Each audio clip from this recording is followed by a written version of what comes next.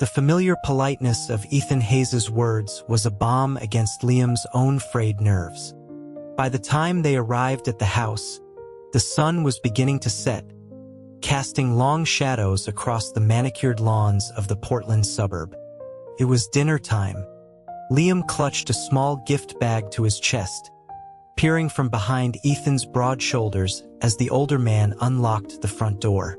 The moment it swung open, a flurry of golden fur and joyful barking erupted from the living room. A large golden retriever, whom Liam knew was affectionately named Goose, bounded towards them, its tail wagging furiously.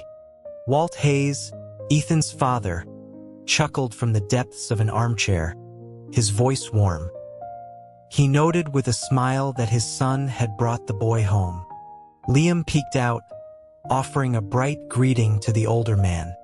After they had shed their shoes in the entryway, Ethan took the bag from Liam's arms and headed inside, informing his father that their guest had brought a fine Cabernet. With Ethan's tall frame gone, the foyer suddenly felt twice as large. Walt ambled over to Liam, his expression kind as he affectionately ruffled Liam's hair. He chided him gently, saying that just his presence was a gift enough. Liam's hair, once again mussed into a state of disarray, stood up in soft peaks. He explained with a laugh that his mother had insisted he bring something. The mention of Liam's mother brought a fleeting image to Walt's mind, a blurry, smiling figure from an old photograph. The ruffling motion paused for a fraction of a second before he thanked them both sincerely. Ethan deposited the gift and, after a quick change of clothes, disappeared into the kitchen. Liam's offer to help was politely but firmly refused. Through the doorway, he watched Ethan move with an effortless grace, retrieving ingredients from the stainless steel refrigerator, washing vegetables in the deep farmhouse sink, his movements a fluid and practiced dance. A quiet moment passed before Liam spoke, his voice soft. He felt like he had stepped into a Nancy Meyers movie. Ethan was seasoning a pair of thick-cut steaks, and the comment made a forgotten pop song surface in his mind, something about angels and fairy tales. A slight tremor ran down his spine, and his hands slowed their work. He asked what kind of movie Liam was talking about. Liam replied, "Something perfect." He felt as if Ethan was some kind of culinary wizard, and he was just a bewildered guest. The wizard in question simply grunted in acknowledgement. Confirming his utter lack of utility, Liam retreated to the living room. Walt was on the couch, a laptop balanced on his knees, engrossed in a show. He saw Liam approach and immediately beckoned him over. Liam trotted to his side, asking what was up. Walt turned the screen towards him. Playing was the latest episode of The Gilded Blade. Liam flinched. The show, a sprawling fantasy epic, aired 2 new episodes every Sunday night on HBO, and they were now up to the 5th. His character featured heavily in the opening arc, a gritty storyline set within a thieves' guild. Ethan's character had only made brief appearances so far, so Liam was surprised to see Walt watching it. He asked why his father was tuning in already, pointing out that Ethan's role wouldn't become significant until around episode 14. Walt let out a hearty laugh. He wasn't watching for Ethan, he was watching for Liam. Flattered, Liam clutched his chest dramatically and insisted his performance was terrible. Walt offered a more objective critique, stating that it was fine, as the role didn't demand much from him. It was, after all, very close to his real personality. Liam fell silent, feeling the sting of the backhanded compliment. After a moment of shared quiet, Walt broke the silence. He remembered the issue with his Twitter account a while back and realized he had never properly thanked Liam. The younger man's silence deepened. He had completely forgotten about that particular minefield. Walt continued, musing aloud about who could have possibly hacked his account. All they did was post a single tweet urging people to respect creators and their work. It felt more like a random act of kindness than a malicious attack. Liam's mind raced, but his expression remained placid. He summoned every ounce of his improvisational skill, suggesting that perhaps it was a benevolent digital vigilante, using Walt's account to dispense justice online. Walt considered this for a moment and found himself strangely persuaded.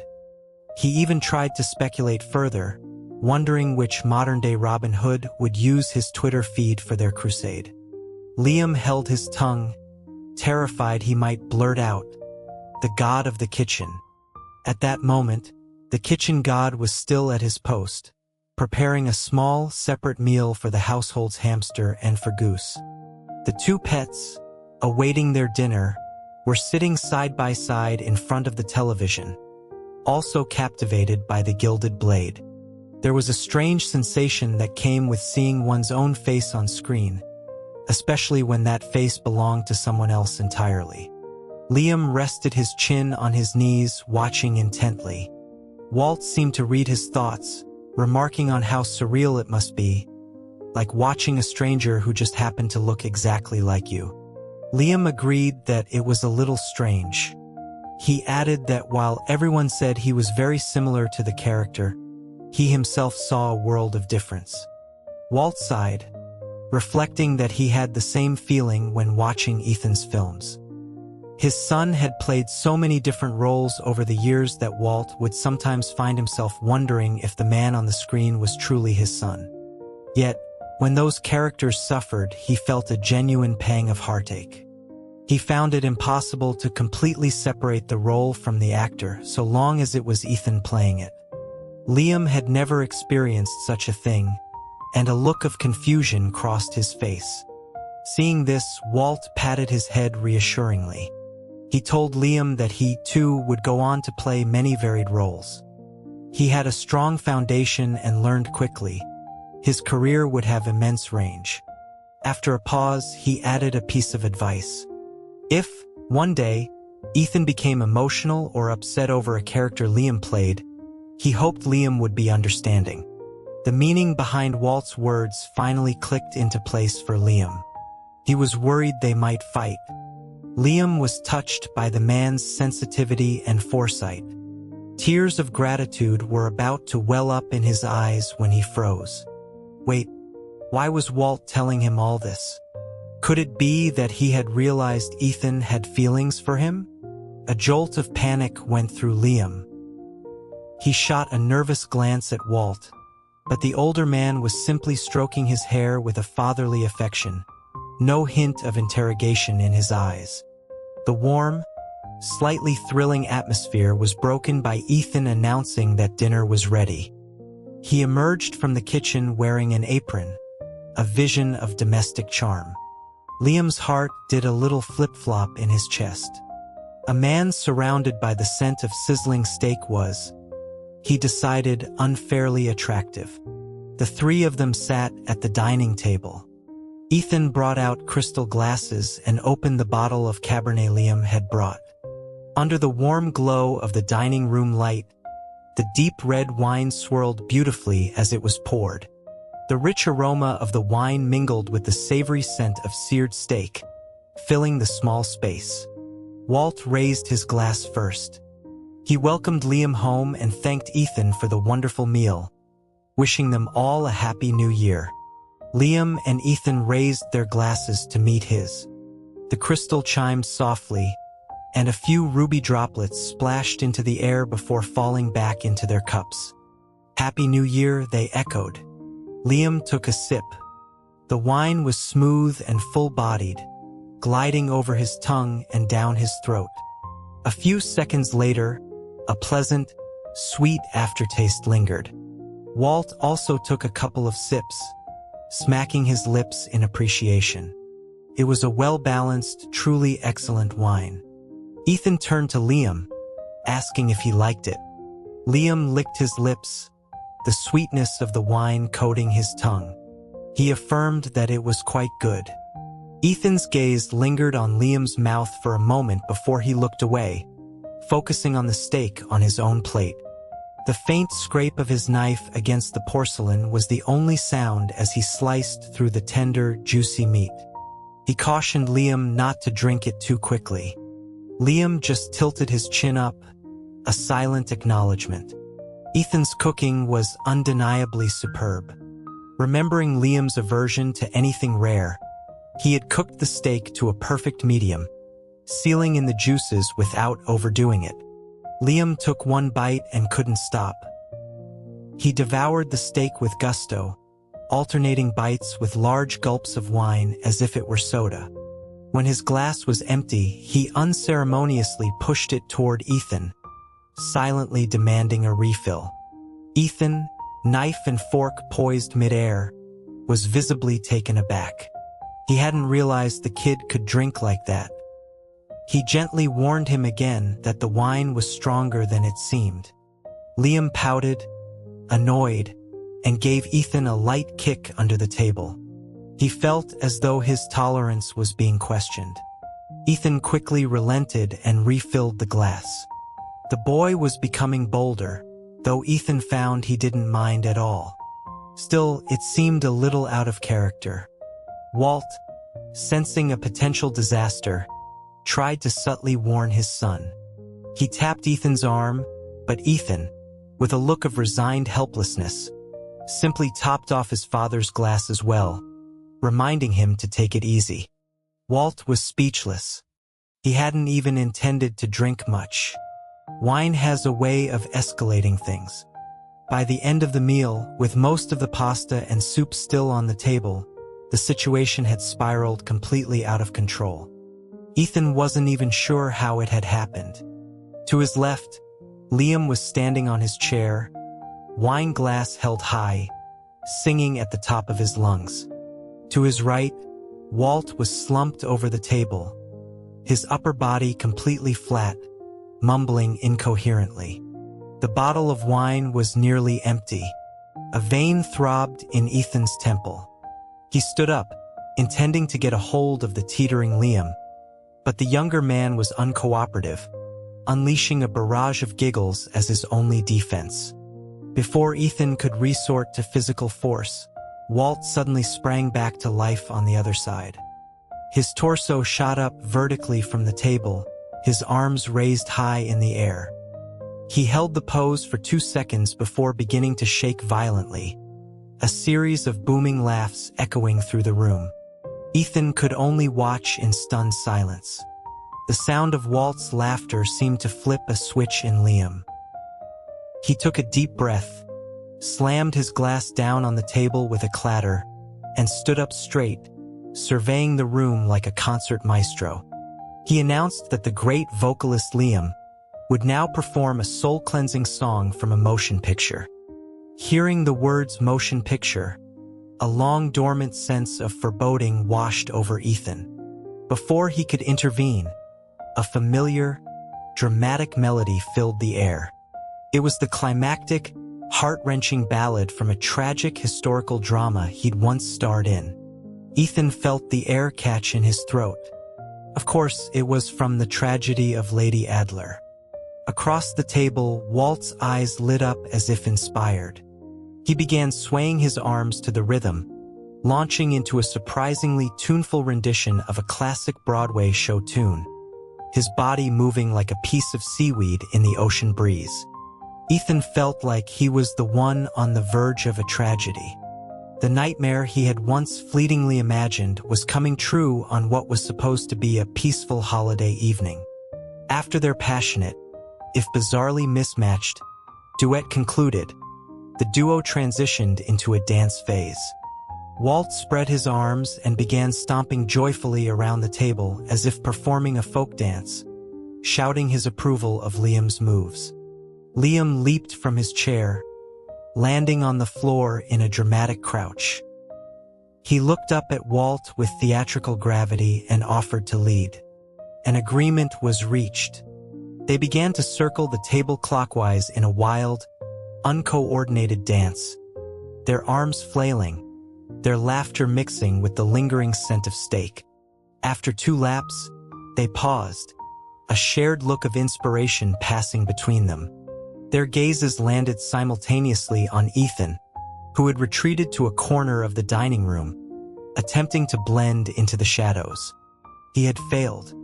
Liam pointed at him with a triumphant shout, addressing Walt. "Oh, my dear fellow, look, there's another little creature over there." Walt, equally delighted, grabbed a mortified Ethan and pulled him into their festive circle. "So there is. And look at his little face. He seems so grumpy." The comment sent Liam into a fit of wild, unrestrained laughter. "He's mad. Ha ha ha ha ha." Walt, too, was doubled over, clinging to a ramrod straight Ethan to keep from sliding to the floor. Ethan, one hand steadying a backwards tilting Liam and the other propping up his nearly horizontal father, glared at them both. He had been far too lenient. Took some time, but eventually Walt's energy waned. Ethan managed to drag him to his bedroom, where he fell asleep the instant his head hit the pillow, snoring softly. Closing the door, Ethan turned and walked with grim determination back to the dining room. There was still one hamster swimming on the dining room table. He slid the door open to find Liam sprawled across the tabletop, his head dangerously close to a plate of leftovers. Incredibly, Liam seemed aware enough to avoid dunking his face in the food, lifting his head to breathe as he continued his tabletop swim. Ethan almost laughed out of sheer exasperation. He strode over, grabbed Liam by the collar, and pulled him away from the plate. He asked, wasn't he the one who claimed to have never been drunk before? Liam didn't respond. Instead, he let the momentum of the pull roll him onto his back. His shirt rode up, exposing a pale strip of stomach and a small, neat navel. The sight instantly deflated Ethan's anger. With a sigh, he gently rubbed Liam's stomach. He pleaded with him to behave, telling him it was time for a bath and bed. Liam, now doing the backstroke, declared that he wouldn't go. He was still sailing on an ocean of joy. That, Ethan thought, at least explained the swimming. The drunken logic was surprisingly consistent. Ethan couldn't resist gently pinching his cheek, a gesture of both affection and frustration. He wondered aloud if Liam was doing this on purpose, asking if he had some sort of problem with him. It was unclear which nerve the question struck, but Liam suddenly sat bolt upright. He pointed an accusatory finger at Ethan and shouted, Your ass isn't toned enough." After the outburst, Liam seemed oblivious to the sudden, heavy silence that had fallen over the small dining room. Ethan looked down at him, his gaze dark and unreadable. Not toned enough? Ethan's hand slid from Liam's collar down to the back of his neck, his thumb stroking the sensitive skin there in a slow, deliberate manner. This particular drunken confession, he thought, was quite a surprise. Liam only caught the word surprise and, eyes half closed, giggled at Ethan. He slurred that he would provide his provider with many more little surprises. Ethan felt a catch in his throat. He lifted the younger man from the table. Liam went limp, molding against him like jello, his head burrowing into the crook of Ethan's neck. Ethan's throat tightened. He placed a hand on the small of Liam's back, the curve there fitting perfectly in his palm. He was suddenly reminded of their time on the set of The Gilded Blade, of the way the elaborate costume robes concealed that slender waist, cinched tight by a leather belt. He'd wanted to hold him then, right there in full costume. The thought made his heart skip a beat. He pulled Liam closer, his lips brushing against the shell of his ear. "Hey," he murmured, "we should do some costume roleplay sometime." Liam's head shot up. "Costume roleplay? I can do that right now." He pushed Ethan away, striking a regal pose. "Jeeves, take me to my chambers for my bath." Ethan's fantasy shattered instantly. This was not the kind of roleplay he had in mind. He steered the rambling, drunken boy into the bedroom and shut the door behind them with a firm click. The room fell silent for a moment. Though drunk, Liam's instincts picked up on a subtle sense of danger. He clung to Ethan, craning his neck to look at the door. He asked why it was locked. Ethan's lips were dry. To build a car in private, he said, using a Chinese idiom for working behind closed doors. Liam was confused. What car? Ethan looked at him with profound meaning. A luxury stretch Lincoln. This seemed to open up a whole new channel in Liam's intoxicated brain. He asked if Ethan was changing careers. He then leaned in excitedly, as if he had found his purpose. If Ethan was getting into the automotive industry, he had friends who could help. Ethan's lips parted to protest, but Liam cut him off with a loud "Oh." He remembered Ethan was also planning to become a masseuse, remarking on his diverse interests before bursting into another fit of giggles. It took Ethan a moment to even remember where the masseuse joke had come from, a long-forgotten comment from a reality show they were on ages ago. He fell silent. Why did Liam's drunken memories regress to such ancient history? And where did the idea that he was a blind masseuse come from? It was getting late. After a moment of speechless frustration, Ethan urged Liam toward the bathroom. He told him fresh clothes were waiting and asked if he preferred the shower or the tub. Liam threw his head back. Real men don't use showers. I want the tub. A bubble bath. Ethan almost applauded. Yes, you are a very manly man. He pushed the giggling boy into the bathroom and rolled up his own sleeves to start the water. He asked if Liam wanted to wash himself or if he needed help. In truth, he wanted to help. Even with Liam's unpredictable state, the simple pleasure of washing his hair wouldn't be diminished. Liam leaned against the doorframe, watching Ethan run the bath. Steam began to rise, and he could feel the warmth from across the room. He smacked his lips. No, I'll wash myself. Ethan's hand, testing the water temperature, paused. He lowered his voice, asking what would happen if he slipped. Liam just started singing happily, a nonsensical tune about not dying. Ethan was escorted out of the bathroom by the cheerful song. The door shut with a definitive thud, a cold and merciless sound in the quiet room. The sound of running water, mixed with Liam's off-key singing, washed away the last remnants of Ethan's romantic fantasy. Liam's bubble bath lasted for a full hour. By the time he emerged, Ethan was nearly asleep, propped up against the headboard. It had been an exhausting day. As he drifted in and out of consciousness, the day's events replayed in his mind like a film strip. Waking up at dawn to make breakfast. A 2-hour drive to the city, a full day of demanding work, the drive back, then immediately starting dinner. During the meal, he had to serve 2 unruly drunks and then witness their spectacular song and dance performance until they both passed out. It was only then that he had a moment to breathe. So, when Liam had refused his offer to help with the bath, he hadn't pushed it. Partly because Liam was drunk and partly because he was simply too tired. When Liam came out of the bathroom, he saw Ethan slumped against the bed, his face etched with fatigue. The bath had sobered Liam up considerably.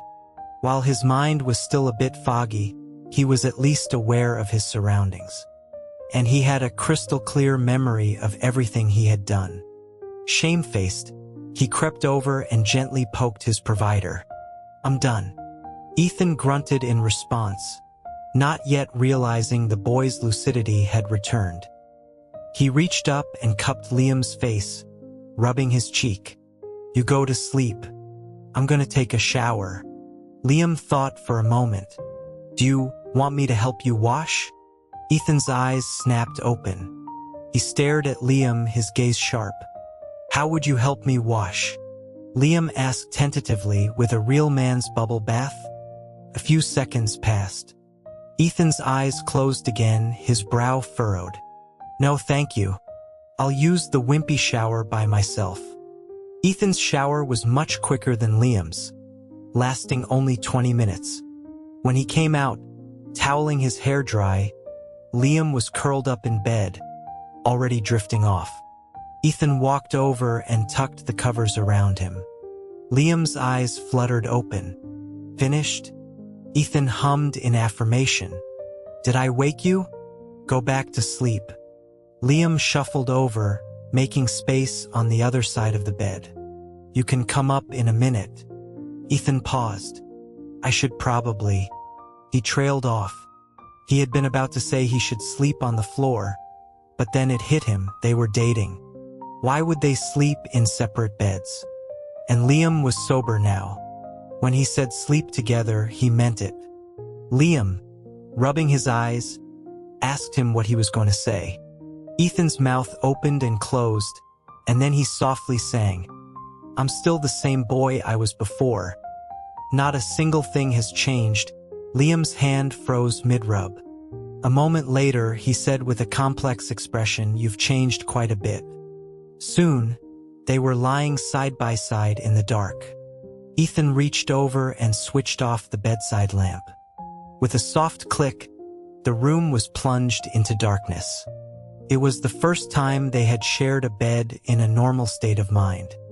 Ethan had imagined this moment countless times, even worried if he'd be able to control himself and not scare Liam. The reality, however, was that they were both utterly exhausted. To prevent Liam from falling off the bed again, Ethan positioned him on the inside and draped an arm over him in a loose embrace. Good night, kiddo. Liam snuggled closer into Ethan's chest, mumbling sleepily, Night, Ethan. I'm bent. Ethan, half asleep, thought to himself. Yes, you certainly are. At 3 in the morning, in the dead of night, Liam began to move. He wrapped himself tighter in the duvet and started inching his way towards the foot of the bed. The blanket, pulled taut, gradually slipped off Ethan's body. Ethan was dreaming. He was at Liam's apartment, cleaning his air conditioner and hanging his laundry out to dry. Suddenly, the sky turned dark, and a cold wind whipped around him, making him shiver. Before he could go back inside, a hot air balloon drifted into view over the balcony. Liam's mother was in the basket, waving. Sweetheart, come travel the world with mommy. Just then, a small hamster shot out from under Ethan's feet, leaped into the balloon, and gave Ethan a saucy flick of its round little bottom. A sense of panic seized Ethan. He forgot about the cold and ran after them. Liam, don't go. The hamster, perched on the edge of the basket, shook its fluffy butt. Your ass isn't toned enough. I'm going with mommy to find a real man with a toned ass. In the space of a few words, the balloon was already drifting far away. Ethan turned and raced downstairs, jumping into his Subaru Outback to chase it. Driving with one hand, he stuck his head out the window and shouted up at the balloon. Liam, I can work on it. Don't fly away so fast. Liam peered down from the basket and offered a helpful tip. Ethan, you'll never catch a hot air balloon in a Subaru Outback. Want me to introduce you to my friends in the car business? You could get a luxury stretch Lincoln. Wham! Ethan was wide awake. A faint light was filtering through the window. It was about 6 or 7 in the morning. He turned his head. Most of his blanket was gone, and the culprit was hanging off the end of the bed like a cocoon. No wonder I'm so cold, Ethan thought.